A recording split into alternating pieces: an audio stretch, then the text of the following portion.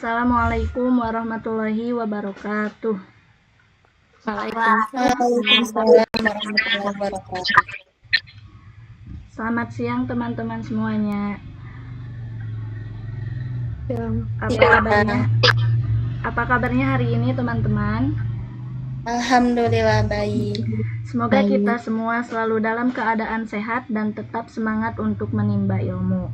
Perkenalkan, nama saya Sofia Nurrohmah yang akan bertugas sebagai moderator pada kegiatan webinar kita hari ini. Sebelum acara dimulai, saya akan menyampaikan terlebih dahulu susunan acara pada siang hari ini. Acara akan diawali dengan pembukaan, kemudian perkenalan narasumber, dilanjut dengan pemaparan materi oleh narasumber. Setelah itu kita akan masuk ke sesi tanya jawab atau Q&A dan terakhir yaitu penutup. Untuk mempersingkat waktu, mari kita buka acara webinar ini dengan pembacaan basmalah bersama-sama. Bismillahirrahmanirrahim. Lalu selanjutnya, sebelumnya saya ingin mengucapkan terima kasih kepada teman-teman yang sudah menyempatkan waktunya untuk hadir dan mengikuti webinar online yang bertajuk Analisis Kebutuhan Pembelajaran dan Pemilihan LMS untuk Sekolah Dasar. Sebelum kita mulai, kita absen dulu teman-teman. Apakah semuanya sudah siap untuk mengikuti kegiatan hari ini? Siap, insya Allah.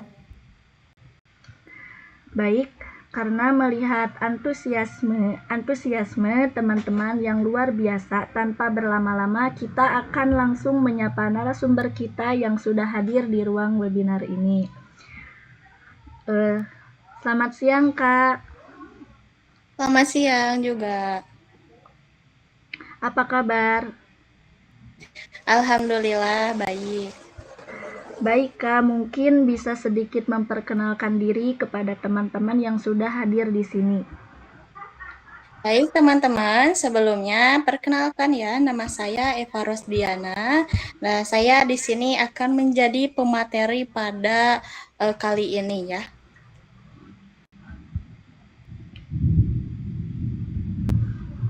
Baik, untuk selanjutnya kita akan langsung masuk ke sesi pemaparan materi kepada Kak Eva Rosdiana.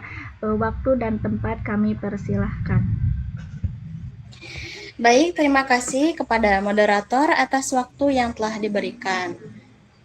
Nah, teman-teman, di sini saya akan memaparkan materi mengenai analisis kebutuhan pembelajaran dan pemilihan LMS untuk sekolah dasar. Nah, di sini saya sudah memilih LMS-nya itu Google Classroom ya. Nah, dalam pembahasan kali ini saya akan menjelaskan mengenai apa pengertian Google Classroom, kemudian alasan pemilihannya dalam pembelajaran, kelebihan dan kekurangan, serta kesimpulan dari hasil analisis yang telah dilakukan. Baik, sebelum kita ke pembahasan selanjutnya, kita harus mengetahui dulu apa itu Google Classroom ya. Nah, Google Classroom adalah Platform Learning Management System atau yang biasa kita singkat itu LMS yang dikembangkan oleh Google untuk membantu proses pembelajaran secara daring. Nah, yang dinamakan dengan daring itu adalah online ya. Nah, platform ini memungkinkan guru dan peserta didik untuk mengelola kelas virtual. Nah, kalian juga pasti sudah tahu ya, virtual itu apa? Yaitu sesuatu yang ada di dunia maya atau masih ada dalam ranah digital. Kemudian dengan Google Classroom ini, guru bisa membagikan materi, memberikan tugas, serta melakukan penilaian secara online dengan lebih mudah dan terorganisir. Jadi dengan penilaian dari Google Classroom, itu bisa secara otomatis juga bisa dinilai oleh digital. Selanjutnya, ada beberapa alasan mengapa Google Classroom ini dipilih sebagai LMS dalam pembelajaran. Nah, di sini ada 5 alasan. Yang pertama, mudah digunakan oleh guru maupun peserta didik ya. Nah, di mana tampilan platform ini sederhana sehingga tidak menyulitkan pengguna yang baru pertama kali menggunakannya. Jadi, semisal ada guru ataupun siswa yang baru pertama kali dalam menggunakan Google Classroom, nah mereka tidak akan mengalami yang namanya kesulitan karena tampilan platformnya itu yang sangat sederhana.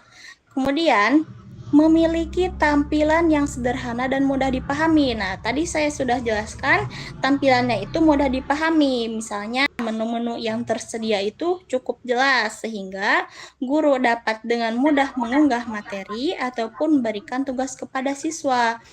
Nah, kemudian yang poin ketiga, terintegrasi dengan layanan Google lainnya. Nah, di mana Google Classroom ini sudah terintegrasi dengan berbagai layanan Google lainnya. Seperti apa? Seperti Google Drive, yaitu untuk penyimpanan file, kemudian Google Meet untuk kegiatan pembelajaran secara virtual. Kemudian, poin yang keempat dapat diakses melalui berbagai perangkat.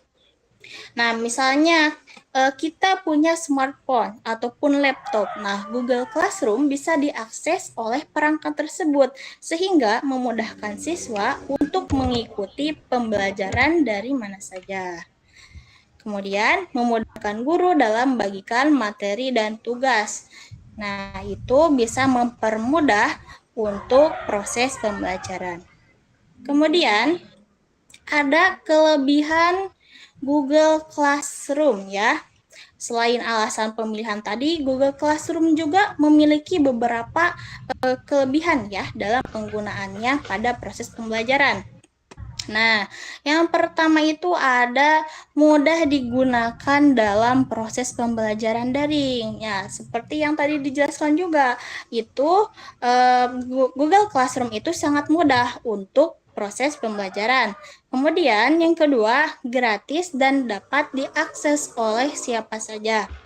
Nah, sekarang itu banyak sekali web ataupun aplikasi ataupun semacam hal digital seperti itu banyak yang berbayar. Tetapi Google Classroom ini kita mendapatkan gratis dan sehingga bisa diakses oleh siapa saja. Kemudian yang ketiga, terintegrasi dengan berbagai layanan Google. Ya, seperti yang tadi disebutkan juga ada di dalam layanannya itu seperti Google Drive ataupun Google Meet sehingga mempermudah proses penyimpanan materi dan pelaksanaan pembelajaran secara daring. Kemudian, memudahkan pengumpulan serta penilaian tugas ya. Dimana ketika misalnya guru itu memberikan suatu tugas, nah kita mau mengumpulkannya itu pasti mudah karena kita menggunakan Google Classroom di mana fiturnya itu sangat mudah untuk pengguna baru. Kemudian materi pembelajaran dapat tersimpan rapi dan terorganisir. Nah, terkadang kita kalau semisalnya bikin yang namanya tugas secara offline itu biasanya berantakan ya, misalnya belum bisa tersusun dari nilai yang paling atas ataupun nilai yang terendah gitu. Tetapi dalam Google Classroom ini kita bisa tertata rapi gitu. Misalnya yang nilainya besar itu di atas, yang terendah di bawah. Jadi kita tanpa harus kita membandingkan dengan nilai yang satu dengan yang lainnya, sehingga itu bisa memudahkan kita untuk suatu penilaian seperti itu. Selanjutnya, kekurangan LMS ya. Nah, namun di samping berbagai kelebihannya, Google Classroom juga memiliki yang namanya kekurangan ya, karena setiap apapun itu pasti ada yang namanya kelebihan, ada juga kekurangan gitu. Nah, pertama, fitur yang tersedia itu tidak selengkap LMS yang lain ya. seperti model yang memiliki lebih banyak fitur pembelajaran.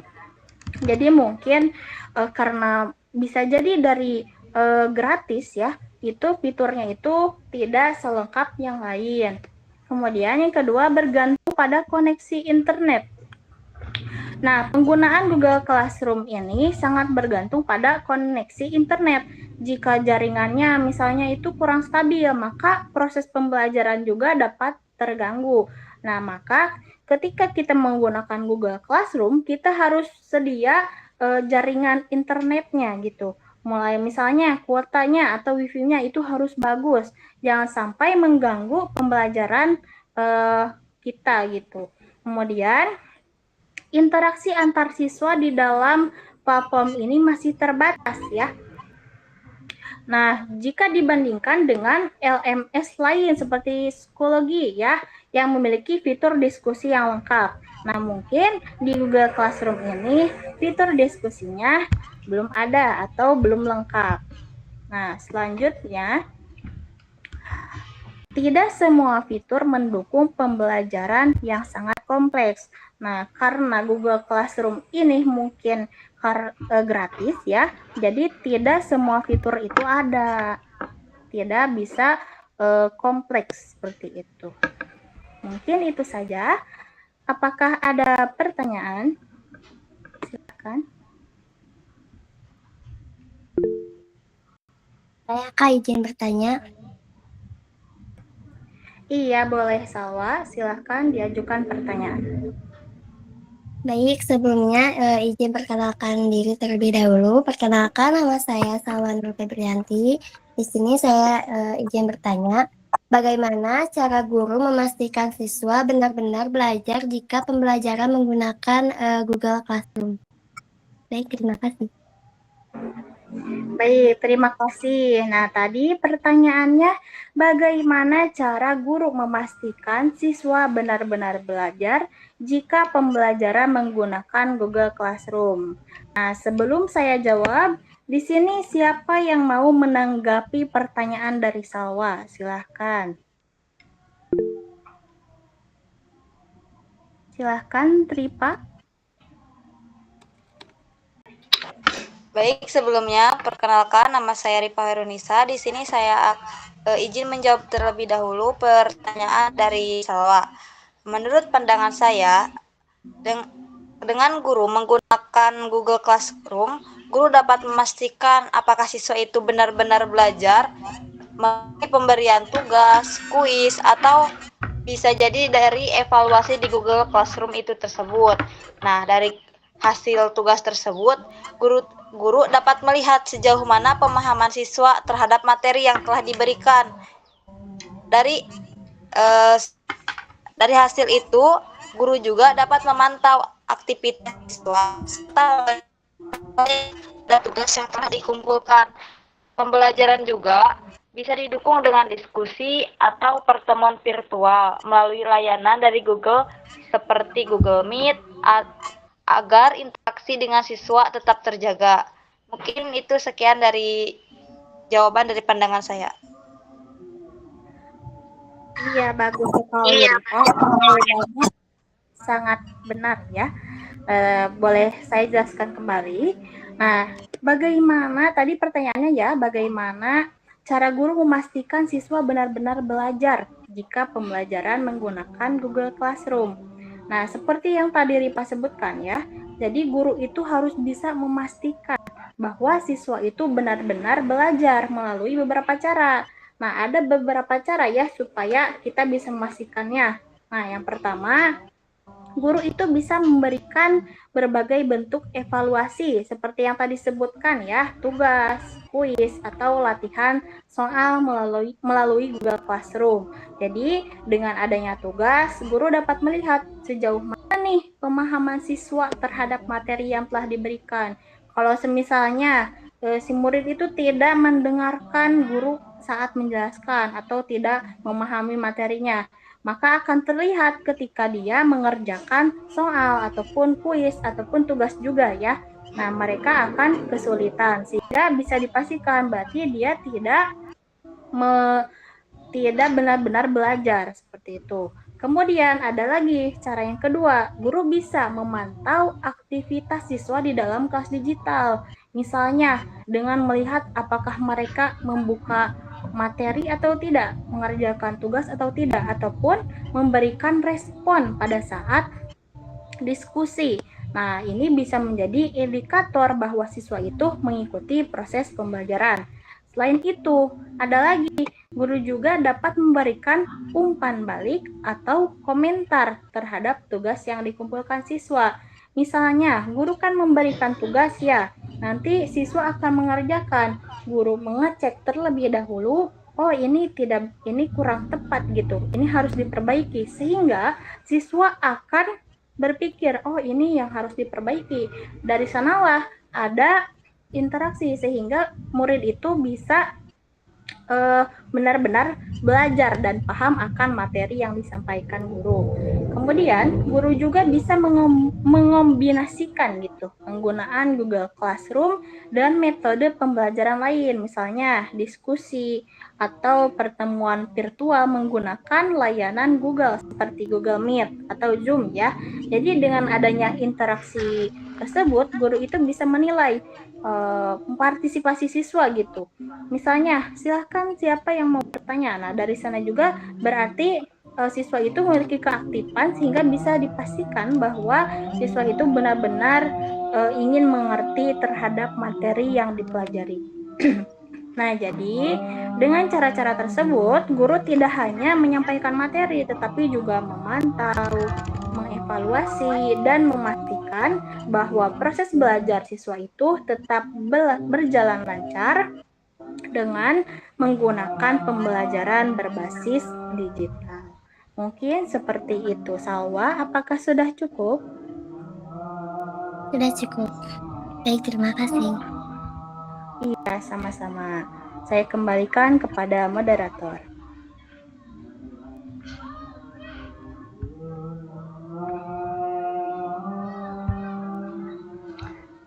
Baik, sebelumnya terima kasih banyak kepada Kak Epa Rosdiana atas pemaparan materi yang sangat menarik dan menambah wawasan kepada kita semua. Sebagai kesimpulannya, berdasarkan hasil analisis kebutuhan pembelajaran, Google Classroom menjadi LMS yang paling sesuai digunakan dalam pembelajaran di sekolah dasar karena mudah digunakan, memiliki tampilan sederhana, serta mendukung proses pembelajaran daring secara efektif. Selanjutnya, teman-teman, kita tidak terasa sudah berada di ujung acara. Dengan berakhirnya sesi tanya jawab pada siang hari ini, maka berakhir pula kelas online kita bersama Kak Epa Rosdiana. Semoga ilmu yang telah dibagikan dapat bermanfaat dan dapat kita terapkan ke depannya. Saya selaku moderator memohon maaf apabila selama memandu acara terdapat kata-kata yang kurang berkenan. Saya Sophia Nur Rohmah, pamit undur diri. Wassalamualaikum warahmatullahi wabarakatuh. Waalaikumsalam warahmatullahi wabarakatuh.